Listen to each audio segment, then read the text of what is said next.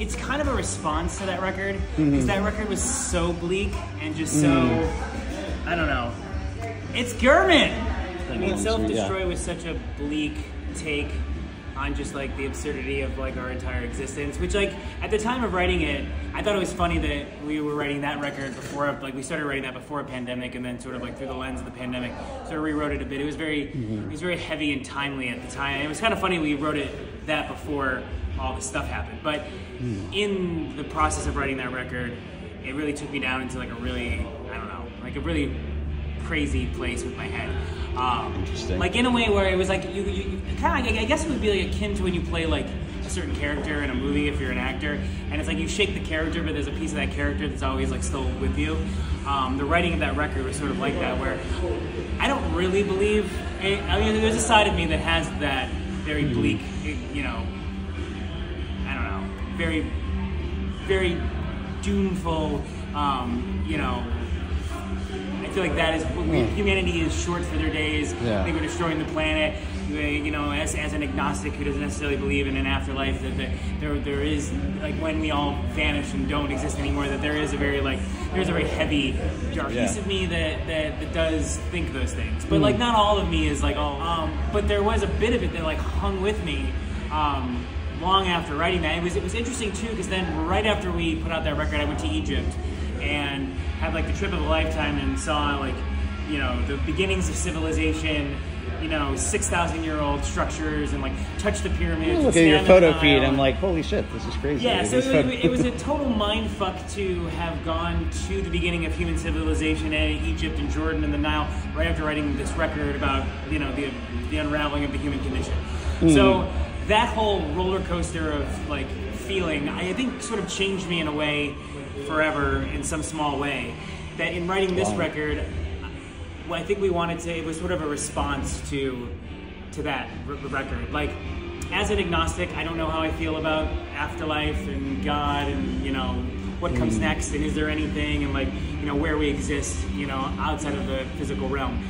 But I wanted to sort of take the same approach to the idea of dying and where we go and where we exist on the other side of that, but in like a slightly more hopeful way. Like, so Dark Ice Balloons really just deals with different versions of the afterlife and different possibilities of different heavens and hells and purgatories and things that exist between the physical world that we know and what else might be. Martians going to Wisconsin. Well, that's the whole kind of like on Self-Destroy, where there's like the alien song about after they leave Earth and go and like start another civilization on another planet. I thought about, apart from like all your Dante's Inferno and all your you know, Judeo-Christian ideas of like afterlife, an interesting take on the idea of an afterlife would be if you were to be an alien from another planet and all of a sudden just like sort of like wake up in another existence, in another world, not albeit a different dimension, but maybe a different planet than the one you came from. And if maybe we are, it's a cool concept, we're reborn as a creature in another world. And so the idea of Martian Wisconsin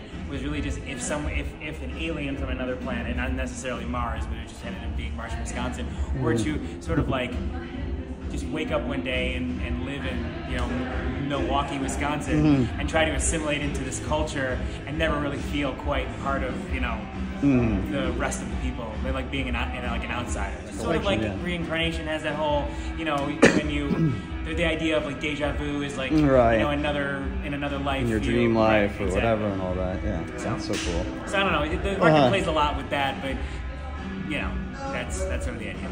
It's funny too, I've talked a bit about how there's no guitar solos on the record. Right. Which was just sort of organically happening in the songwriting, and I think that it's very, I feel like it's a less poppy record, but has more hooks than stuff we've written in the past, which is sort of an interesting place to land. And I think when we were writing that and sort of existing in that songwriting space of being like catchy or like less poppy, but very hooky and heavy. Right. We realized that we really weren't leaving a lot of space for. There was a lot of like either like bass line or guitar hooks or melodic hooks that were sort of like driving the song, but we weren't.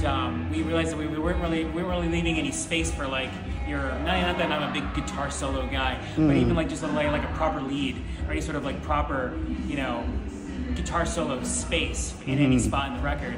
And it just seemed to be happening with the writing, was it was just kind of like leaning into like there not really being any guitar solos.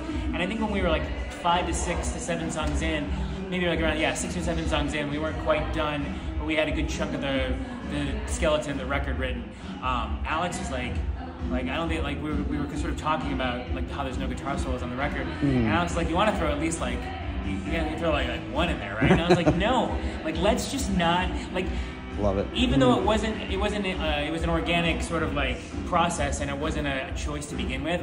There was a very definitive choice, a very purposeful choice. Point, yeah. Like 80% in, when we realized that was the direction we were going, we just decided to lean into it. So I think and it's not really, when I told people that when we were writing the record, they're like, "What do you mean there's no guitar solos? That's going to be weird." Like just because it's not, we have leads and stuff, and it's going to seem strange if they're, but. I think when people started listening to it, it's one of those records where there's no real guitar solo, but you don't ever really notice. Like it's not like where are the guitar solos, because I think there's enough, like you were saying, I think there's enough movement and like melodic hook and shifts and moods that the songs carry themselves without sort of needing any. And there's a lot of bass leads. Yeah. Alex is an amazing bass player, so. Like, it makes me wonder if it would have really hit me if I hadn't known that ahead of time. I'm not even sure I would have picked up on it. Yeah. And you've said you've had other people talk to you, or other just writers who maybe didn't talk to you, and like, and we didn't even and just they think the bass is it. That happens a lot. That happens a lot. Where it's like, there's so much octave shifts in a lot of the ways. So it's like that's not a guitar solo. That's a bass solo. But even we didn't notice that. It took us writing most of the record before we even noticed that's what we were doing. Alex and I write most of the music. Like, we write the music. Depending on the song, more of us probably comes up with the initial idea of a song, or there'll be 2 ideas that we were writing that work really well together as a song. A couple of these songs came together from, like, I had a verse and he had a chorus, or he had a verse and I had a chorus, and as we were jamming things out, those ideas would come together. So even before we get to like theme and where like whatever, the sounds of the songs come together from ideas that Alex and I write together, separately together, and like whatever, and then we start demoing down like the skeletons of those songs. So that's always like our process. And then when we write melody, it's sort of the same thing. Like, sometimes something that I'll write on guitar ends up being a vocal melody, or something that Alex is writing on, or one of us is writing on piano or keyboard ends up being a vocal melody, or something I'm humming as a vocal melody ends up being a bass line, these sort of stuff. And sometimes you think something's going to be a guitar thing, but it's not, it's a bass thing, or and then as we're all writing together and those melodies are coming together between the 2 of us, that's where the songs start to come. And then once the songs start to come, then we start to think about what they're about, what the feeling is, what the mood is, and then for the most part, I'm writing the lyrics for everything, just because there's one sort of like voice throughout. Sometimes, because we tend to, when both of us are coming up with melodies and humming things out, there'll be like fake gibberish words that at least one song on every record we've ever done, or even more instances at times.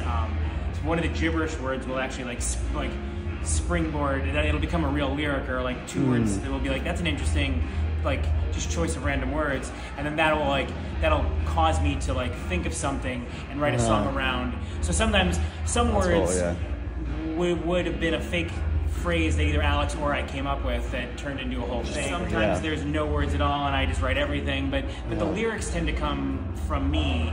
But then who sings what is never, that's again never really like a, oh, you know what, we really need to make sure that like you're singing more on this. It's, I mean, I sing more because I'm more the primary singer, but who sings what on what part is more about just kind of like when we come up with the melodies, we sort of sit down and sort of figure out like which one lends itself to our, because we have 2 different voices, and sometimes there's a clear choice as to like who either can sing this part better or whose voice would sound nicer with this melody or these words. So even if I'm writing everything, it's as far as the words go, like who sings what part. Choice of singles was I don't know. It was like it was hard coming up with how we wanted to roll them out. There were some obvious, like, it's funny actually, like it was actually feedback from friends that were like, that told us like Krong was like a standout song. I was like, it's too poppy. I don't want. I mean, I want it to be on the record. It's a great song, but like I was like, I don't want it to be a safe. They're gonna be like, so the thing that it doesn't bug me, but I was like, everyone's gonna notice that the singing stops so early in that song. Like the singing is done. less than halfway through the rest, and the rest of the song is just music. But I was like, is the music strong enough to carry you through the rest of the song where they're not going to get bored? Like, and I was so terrified that was going to happen. And feedback from friends were like, that's got to be a single, that's got to be a single. But then again, I refused to make it be the first single because again, it was too poppy, like for all the reasons I said. It wasn't obvious to you, but so then Skipper to me was always like, to me, I love that track. And but a lot of people, because it's sad and it's weird and it's got the two voices and the sounds are strange because there's that accordion sounding thing that's really just bass sounding like a synth. I love that song. Skipper's might be my favorite track. My favorite track changes from time to time. But I really wanted that to be the first single. I'm happy we did March in Wisconsin. Penguin Wings. And then like the video that Jen made for it is amazing. The animation on it. That was really fun to do. It was all green screened at Econolodge. Oh, seriously? Which is why everything looks all, because we basically just had a green screen that was like 6 feet wide, and we had to like walk in place, pretend to climb, and like it was a lot of fun to do. It was also the first thing that Glenn did with us. Like he wasn't even really fully in the band. He was still figuring out whether or not he wanted to be in the band. And we're like, hey, we're doing a music video. We could use a drummer in it. And you're playing with us now, so he just showed up. I told him what to wear, and we were just like, he's like, what? He didn't even know what we were doing. He didn't know the concept. He heard the song obviously because we had started playing. But yeah, that was fun. But yeah, I don't know. It's hard because I feel like we did a really good looking back in hindsight. The single rollout was really good. I think the ones that already got the attention like people are paying attention to them. But so to highlight something that hasn't already been talked about, I would probably say Killing Ghost is one of our favorites that we're working into the live set now. That's on the record. That wasn't a single, so it's like it's out there. But we haven't been like, what do I want to say about that song? I don't know. It's fun. Alex was a little high when he came up with that bass line in the bass. It was actually Gurman and Alex were like, crushing edibles and coming up with that rhythm groove, because it was that was a good example of a song where we had Alex had a verse, I had a chorus, and I had a hook that I loved, and we put them together, and it was like a halfway decent pop punk song. But whatever. It ended up being a really cool groove song. Once Gurman and Alex sort of like it was a late basement session. They were just like electronic drum kit, and Alex just plugged the bass into the computer. It's like like midnight or whatever, 1 o'clock in the morning, and they were just running through different rhythms to get that. Once we heard the playback and then we relayed the guitar down to it, even just the demo, you could tell it was going to be just a really fun song. And it had a cool groove. So Killing Ghost is. I know it's one of Alex's favorites. Alex says he always has 2 favorite songs on the record. One of them is always Killing Ghost, and the other one changes a bunch.